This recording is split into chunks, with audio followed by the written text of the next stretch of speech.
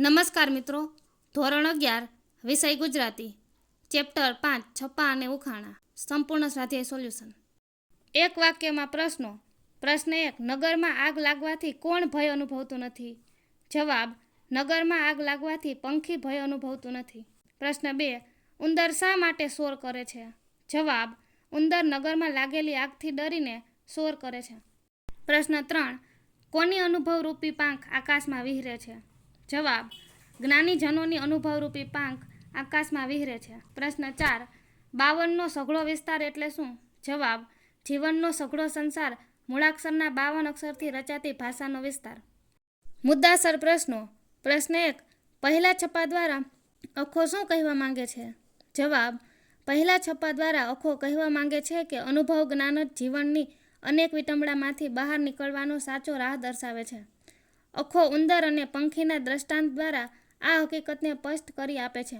જો નગરમાં આગ લાગે તો પંખીને તેની કોઈ ચિંતા કે ફરિયાદ નથી, કેમ કે એ આગથી બચવા પોતાની પાંખ વડે ઉડી જાય છે, પોતાની જાતને બચાવી શકે છે.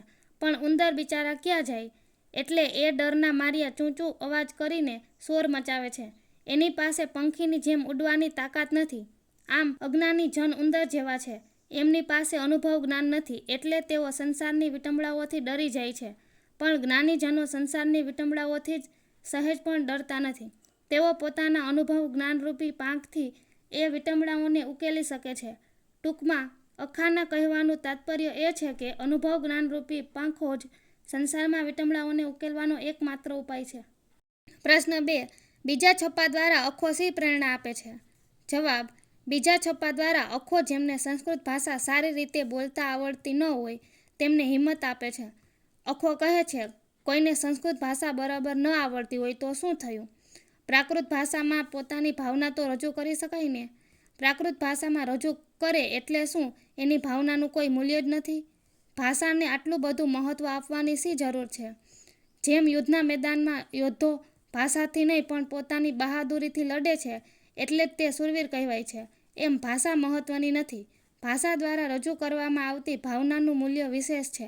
આમ કહી અખો સૌને પ્રેરણા આપે છે કે જીવનનો સઘળો સંસાર મૂળાક્ષરના 52 અક્ષર પર ભલે ચાલતો હોય, પણ એથી પર 53મા અક્ષરરૂપી પરમતત્વ પરમાત્માને જે જાણે તેનો જ બેડો પાર થઈ જાય, અર્થાત સંસારમાંથી મુક્ત થઈ જાય. મુદ્દાસર નોંધ. પ્રશ્ન 1. આવી નગરમાં લાગી લાઈ છપ્પા દ્વારા રજૂ થયેલા જ્ઞાનના મહિમા વિશે નોંધ. જવાબ: નગરમાં અચાનક આગ લાગે તો પંખીને સહેજે ફરિયાદ થતી નથી, કેમ કે એ આગથી બચવા ત્યાંથી ઉડી જઈ શકે છે. પણ પાંખ વગરના ઉંદર બિચારા ક્યાં જાય? એટલે એ ડરના માર્યા ચૂચું અવાજ કરીને શોર મચાવે છે. એની પાસે પાંખ નથી, એટલે એનામાં પંખીની જેમ ઉડવાની તાકાત નથી. કવિ અખો ઉંદર અને પંખીના દ્રષ્ટાંત દ્વારા કહે છે કે અજ્ઞાની માણસ પાસે અનુભવ જ્ઞાન ન હોવાથી એ સંસારની મુશ્કેલી રૂપી આગમાંથી બચી શકતા નથી. આથી તેઓ ડરી જઈને ઉંદરની જેમ શોર મચાવે છે. પરંતુ જ્ઞાનીજનને પંખીની જેમ સહેજે ફરિયાદ કે ચિંતા નથી. એ સંસારની વિટંબણાઓથી બિલકુલ ડરતા નથી, કારણ કે એમની પાસે અનુભવરૂપી પાંખ છે. એ પાંખથી જ્ઞાનરૂપી આકાશ સુધી પહોંચી શકે છે. આથી અનુભવ જ્ઞાનના બળે એ સારી રીતે જીવન પસાર કરી શકે છે.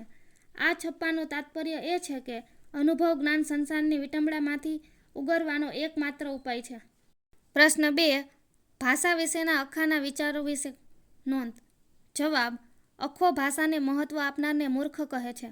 અખાના મતે જેમ યુદ્ધના મેદાનમાં યોદ્ધો પોતાની ભાષાથી નહીં પણ પોતાની બહાદુરીથી લડે છે, આથી જ એ શૂરવીર કહેવાય છે, એમ ભાષા કરતાં એમાં રજૂ થયેલ ભાવનાનું જ વિશેષ મહત્ત્વ છે. કોઈને સંસ્કૃત ભાષા બરાબર ન આવડતી હોય તો શું થયું? પ્રાકૃત ભાષામાં તો પોતાની ભાવના રજૂ કરી શકે ને? શું એની ભાવનાનું પ્રાકૃત ભાષામાં કોઈ મૂલ્ય જ નથી? જીવનનો સઘળો સંસાર આ 52 અક્ષરથી જ ચાલે છે, પરંતુ એથી પર 53મા અક્ષરરૂપી પરમતત્વ પરમાત્માને જાણે તો તેનો બેડો પાર થઈ જાય, અર્થાત સંસારમાંથી મુક્ત થઈ જાય. એક વાક્યમાં પ્રશ્નો. પ્રશ્ન 1. કવિએ કયું અચરજ જોયું? જવાબ: કવિએ પડછાયાનું અચરજ જોયું. પ્રશ્ન 2. કાયા ઉપર શું શું રહેલું છે? જવાબ: કાયા ઉપર હાડકાં, વાળ, લોહી, નખ અને ચામડી રહેલા છે. પ્રશ્ન 3. હંસ કોની પાસે બેસતા નથી? જવાબ: હંસ સરોવર કાંઠે બેસતા નથી. પ્રશ્ન 4. કવિએ કોને સરોવર કહ્યું છે? જવાબ: કવિએ દર્પણને સરોવર કહ્યું છે. મુદ્દાસર પ્રશ્નો. પ્રશ્ન 1. પહેલા ઉખાણા દ્વારા કવિ શું કહેવા માંગે છે? જવાબ: પહેલા ઉખાણા દ્વારા કવિ કહેવા માંગે છે કે પડછાયો એક આશ્ચર્ય પમાડે તેવો છે. એ સુંદર દેખાય છે, એ શીતળતા આપે છે, એટલે કવિએ એને અમૃતથી મીઠો કહ્યો. મનુષ્યના શરીર ઉપર હાડકાં છે, વાળ છે, લોહી છે, નખ છે, ચામડી છે, પણ આ પડછાયા પાસે તો આમાંનું કાંઈ જ નથી, છતાં એની પાસે અમૃત જેવી શીતળતા છે. એ વાતનું કવિને અચરજ થાય એ સ્વાભાવિક છે. આમ કવિ પડછાયાના ગુણધર્મ વર્ણવી ચતુર નરને એનો ઉત્તર આપવા જણાવે છે. પ્રશ્ન 2. બીજા ઉખાણા દ્વારા કવિ શું કહેવા માંગે છે? જવાબ: બીજા ઉખાણામાં કવિએ દર્પણ વિશે કૌતુક જગાડ્યું છે. કવિ દર્પણને સરોવર તરીકે ઓળખાવે છે. આ સરોવર નિર્મળ નીરથી ભર્યું હોવા છતાં કોઈ પંથી એનું પાણી પીએ નહીં. હંસ આ સરોવરને તીરે આવીને બેસે નહીં. આ સરોવર અર્થાત આ દર્પણમાં નારીનું રૂપ સૌંદર્ય જોઈ અનેક જણા એના રૂપ પાછળ ઘેલા થયા છે. એનાથી નાયિકાના શરીરને કોઈ હાનિ થતી નથી. ઉલટું એનું દેહ સૌંદર્ય તાજું રહે છે, અર્થાત ખીલી ઉઠે છે.